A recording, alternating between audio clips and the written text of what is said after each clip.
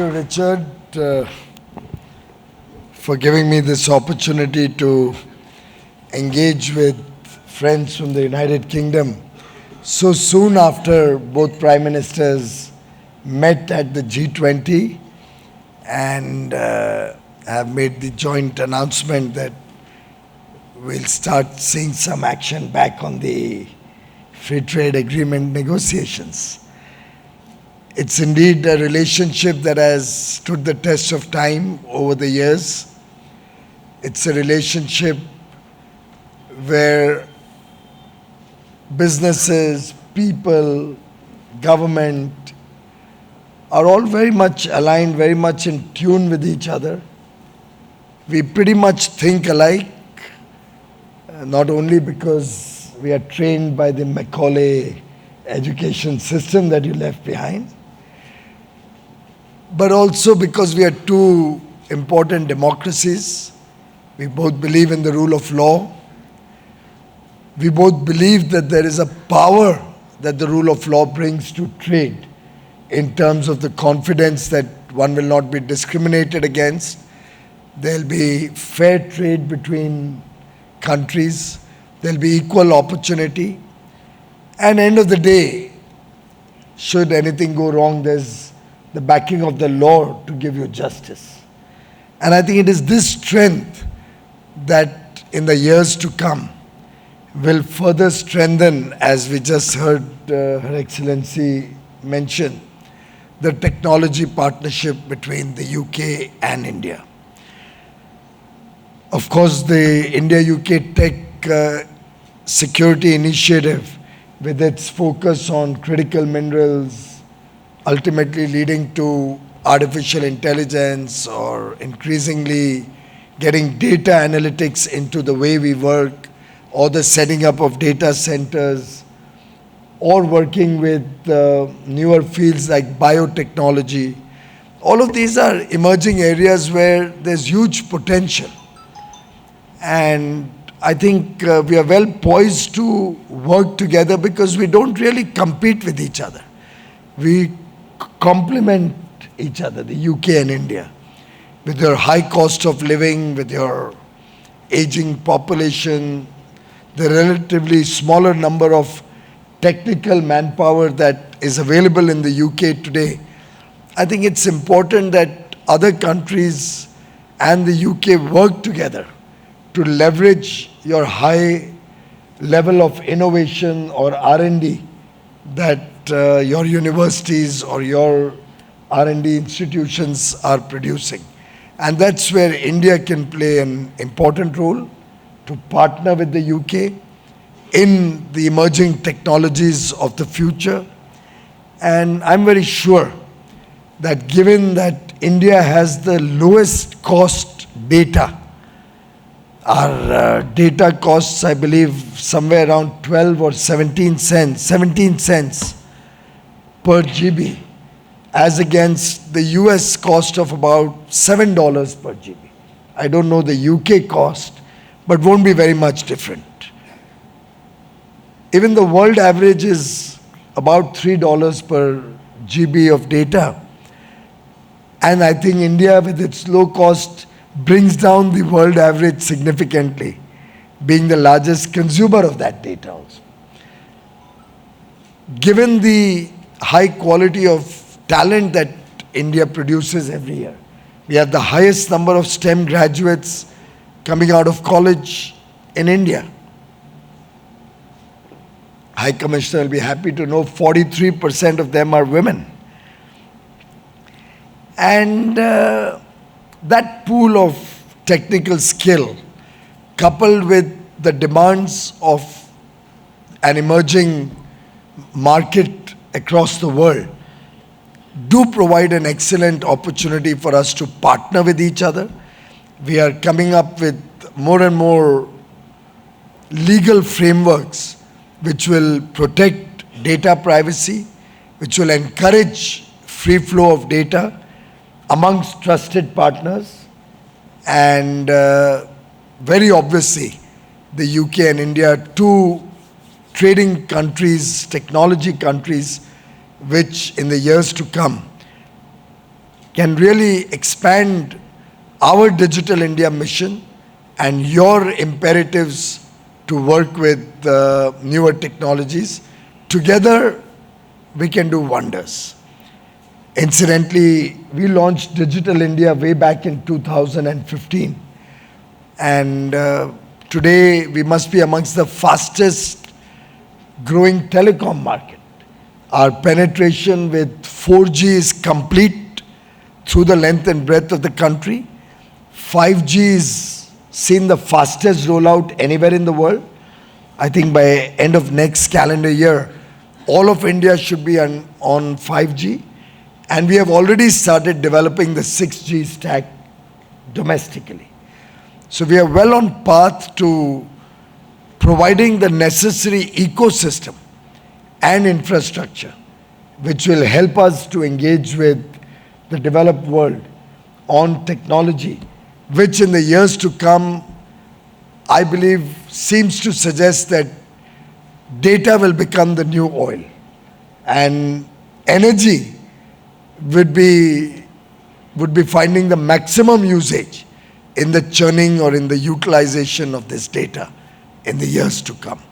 Of course, coupled with that, there's a significant interest in sustainability. And more people are looking at countries which can offer them, let's say, green infrastructure to house their data centers, or other initiatives where digital world and sustainability intersect and work hand in hand. Again, India offers the best infrastructure, I dare say, anywhere in the world for this mission of sustainable infrastructure for the digital world. I say that because I don't see many parts of the world which have an interconnected national grid the way India does. I remember in 2014, when Prime Minister Modi took office, we also had regional grids in the country. So power was available in North India at about 3 cents, and at the same time, power was available in South India at about 20 cents. That was the level of disparity. And because the grids were small and regional in nature, we had two serious concerns. One, the concern of grid stability or overload, which caused outages. And I remember when I became power minister in 2014, I was welcomed with a massive breakdown in the entire northern India grid. And one of our columnists in the newspaper wrote an op-ed saying that I've been baptized by outage. Mr. Modi invested significant amounts of public money and capital in creating an interconnected grid across the country, which I don't think even Europe has as of now. I don't think the United States has as of now. And I don't think the ASEAN bloc also enjoys. So if you look at the democratic world or the trusted geographies where you can look at engaging with your data without fear of it being stolen or misused, India is the only geography with the rule of law providing you cover, where we have a large interconnected grid across the country, where we have data flowing through the telecom networks across the country seamlessly, and our grid is massive. The grid size today is almost 500 gigawatt, 200 gigawatt of clean energy, renewable power out of the 500. And our ambition and our plan by 2030 to grow our clean energy to 500 gigawatt lends me to believe that by 2030 we would have almost 1,000 gigawatt interconnected grid through the length and breadth of the country. For data centers, this huge amount of clean energy and the strength of a grid which handles 1,000 gigawatts, which you can tap into, provides an unheard of reliability. and sustainability. And therefore, I think it's very appropriate that you are looking at the technology futures, the future of technology, what's going to happen in the years to come. And anybody who misses the bus or loses out on the opportunity to work with India, and I'm not saying this with any arrogance, Richard, I'm just stating a matter of fact. If you miss out on the India-UK partnership on technology, you do so at your own risk and cost.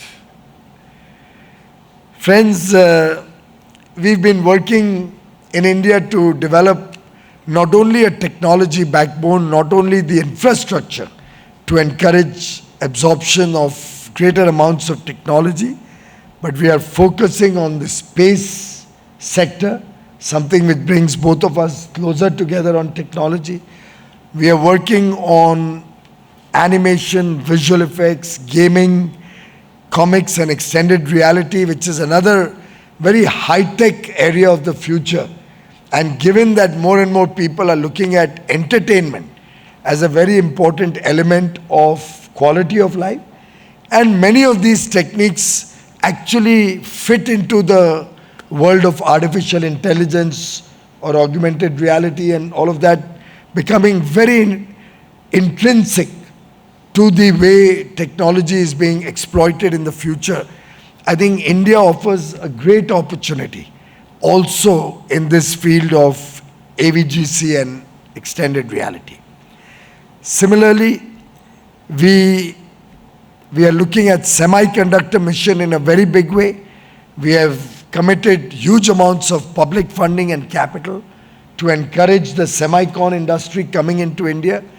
And I do believe, as the Honorable Prime Minister said, and I quote, our dream is that every device in the world will have an Indian-made chip going forward.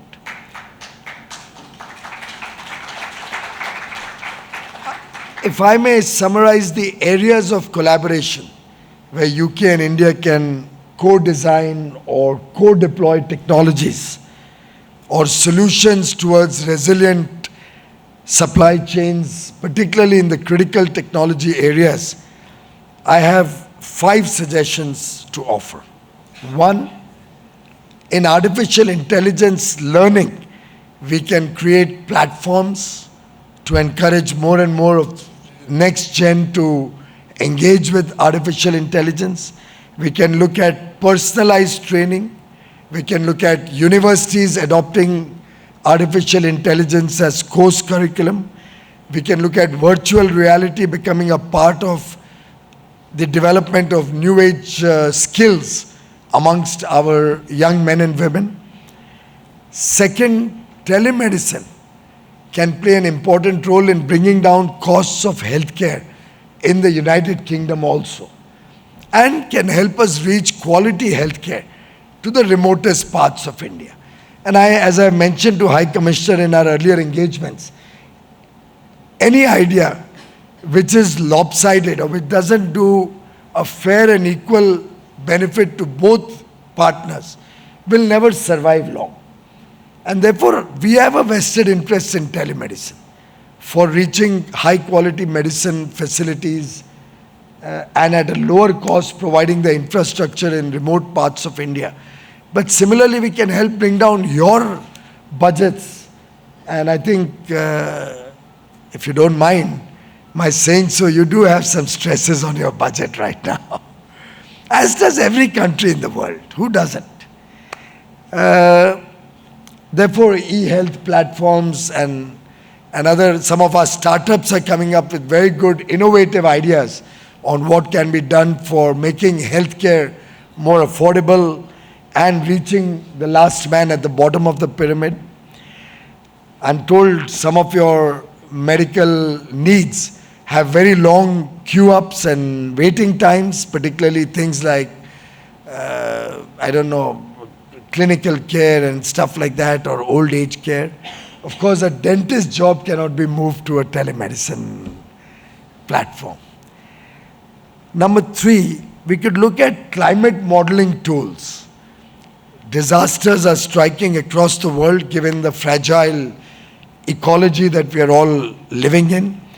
AI tools can help us in predicting climate patterns better, help us in preparing for disasters better, and optimize the mitigation strategies that all of us are very concerned about. We in India are taking disaster resilience and management of disasters very, very seriously. And there was a time when we would lose hundreds and thousands of lives with every cyclone or every earthquake that came in. We are able to now create an ecosystem where we plan in advance. We have created very good SOPs to manage disasters, and we stand on a very much safer ground where even the worst of cyclones doesn't leave behind a long trail of death or disaster or destruction. Number 4, being a very largely agrarian economy and agriculture being the bulwark of livelihood for a large section of Indian population. Precision farming tools or residue-free farming in controlled environment and similar such new technologies which can help agricultural productivity grow or go up without the use of GM. We don't encourage, rather we don't allow genetically modified technologies in India for the safety in the long run. But we can employ IoT devices, we can look at drones and sensor-driven equipment, we can look at monitoring of crops, we can look at soil testing, many areas in the agrarian world where technology can play a role in the future.